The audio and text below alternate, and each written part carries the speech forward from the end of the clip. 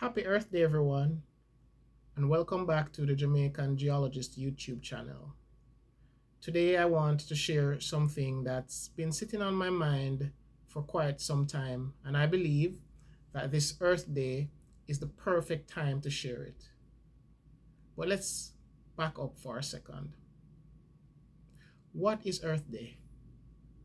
Well, it is an annual event, global event, celebrated on April 22nd, and its purpose in a nutshell is to raise awareness about the global environmental challenges we face. So think about issues such as climate change and pollution and access to clean water, clean energy, among many other issues. It was first celebrated in 1970 and continues strong today with over 1 billion people taking part in various activities to spread eco-consciousness.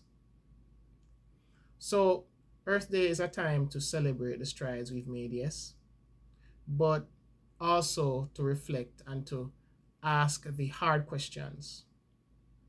This year's theme is Our Power, Our Planet.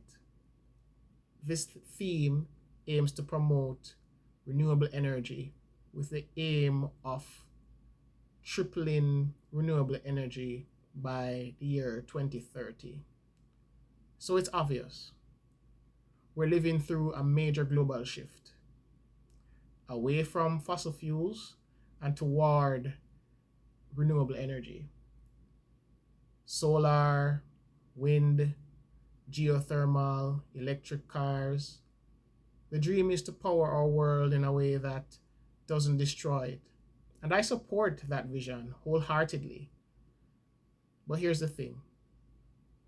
That transition, while necessary, comes with challenges. And some of these challenges, believe it or not, are environmental too.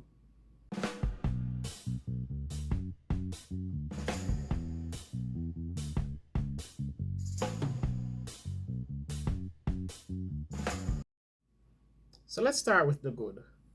Renewables help us cut emissions. They reduce air pollution and they can decentralize power both literally and politically.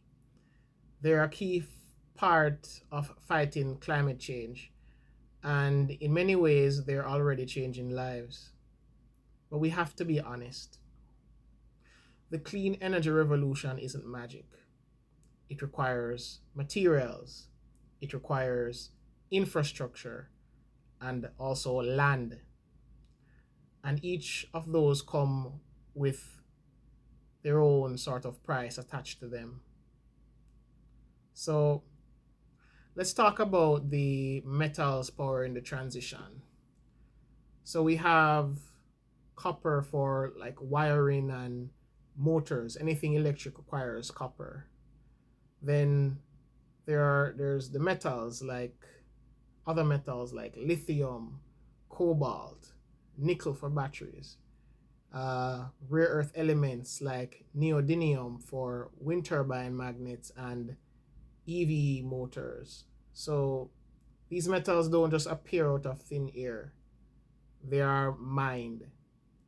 And mining, as we know it, is not exactly gentle on the earth.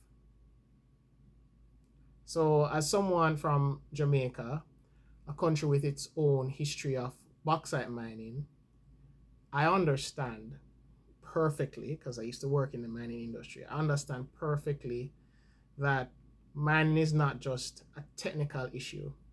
It's political, it's emotional, it's generational.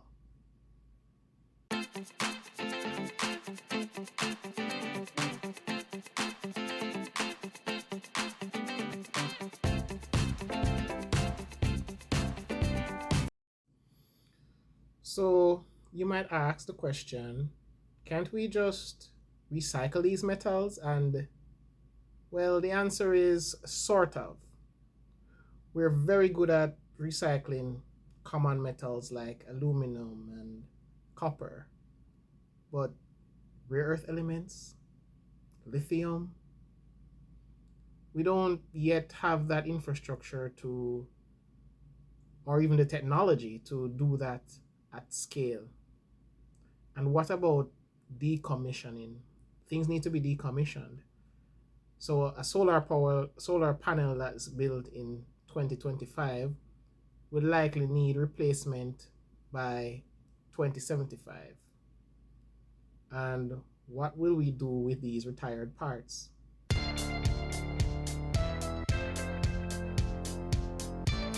And then there's land.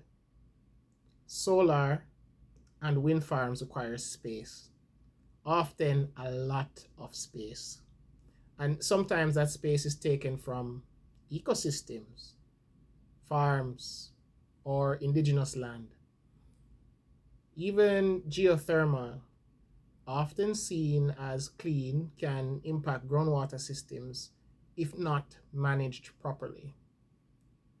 So it's not about being against these technologies. It's about understanding that nothing is impact free.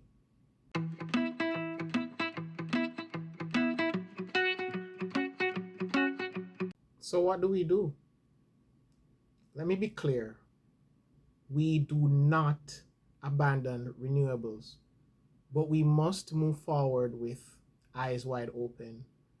We need a just transition, one that's equitable, sustainable, and globally inclusive. And that means adapting responsible mining practices and holding those in industry accountable. It also means a shift in global policy.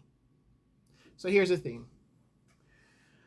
The development agenda of the United Nations has never truly embraced metals and mining. Sure, the sustainable development goals, which we aim to achieve by 2030, include water, it includes forests, and other natural resources. But minerals, they barely get acknowledged. And yet, minerals are absolutely critical to global development and even sustainable development. Just look at the metals that power the renewable technologies, from lithium in batteries to rare earths in the wind turbines. You can't build a sustainable future without them. It seems like such a conundrum, and it's not a very simple solution.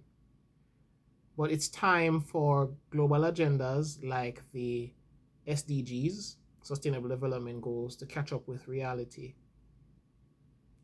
So other solutions, and this is where investment needs to come in. We need to invest in metals recycling research. We need to research how we can deal with recycling metals.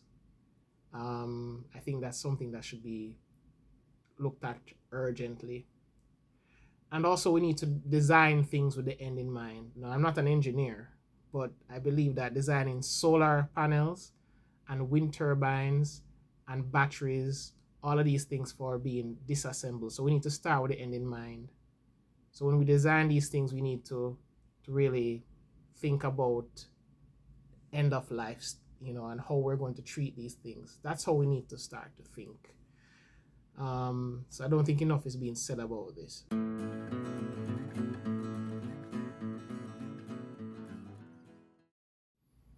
So this Earth Day, I want us to celebrate the progress, but also to plan for what's next.